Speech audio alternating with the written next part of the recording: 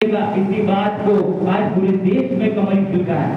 हम जैसे जैसे आगे बढ़ते गए, हमने उसके बाद 1989 में हिमाचल प्रदेश में राम मंदिर आंदोलन, राम जन्मभूमि के लिए एक बड़ा आंदोलन तैयार किया गया डॉक्टर लाल कृष्ण आडवाणी जी के नेतृत्व में। पूरे देश में रथ यात्राएं निकाली गई और उसका परिणाम ये हुआ कि 1991 और 92 के चुनाव में हमने 120 से अधिक सीटें जीती। आगे जब उसके बाद अटल बिहारी वाजपेयी जी के नेतृत्व में 13 दिन की सरकार हुई, उसके बाद 13 महीने की सरकार हुई। ये सब सिलसिला आगे बढ़ता गया और 1999 के लगभग 1999 के चुनाव में हमने अटल जी के नेतृत्व में एक एनडीए अलायंस के अटल जी के नेतृत्व में एनडीए अलायंस ने 5 सालों की सरकार बनाई और उस 5 सालों की सरकार में अटल बिहारी वाजपेयी जी ने इस देश में कई विकास के कार्य किए।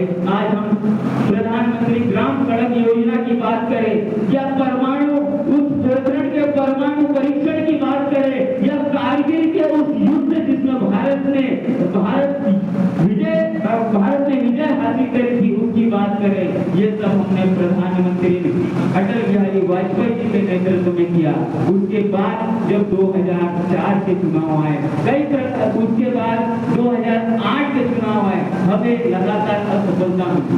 भारतीय जनता पार्टी लगातार कमजोर होती जा रही थी, लेकिन 2014 में पूरे देश में कांग्रेस पार्टी ने भ्रष्टाचार की उन 10 सालों में भ्रष्टाचार की पराकाष्ठा को पूर्णतः पार कर दिया। कई प्रकार के घोटाले इस देश में हुए और 2014 में एक युग पुरुष का जन्म होता है जो गुजरात से विकास की गंगा बहाते हुए इस देश की गद्दी पर बैठता है और पूरे देश में भारतीय जनता पार्टी का विकास, भारतीय जनता पार्टी के माध्यम से इस देश का विकास होता है। ऐसा युग नरेंद्र दामोदर दास मोदी जिसके नेतृत्व में हम आज तक इस सरकार में हैं और भारतीय जनता पार्टी का जो सपना है कि सबका साथ, सबका विकास, सबके विश्वास के बल पर उस ध्येय वाक्य को आगे बढ़ाते हुए हम विकास की परिकल्पना को पूर्ण करते हुए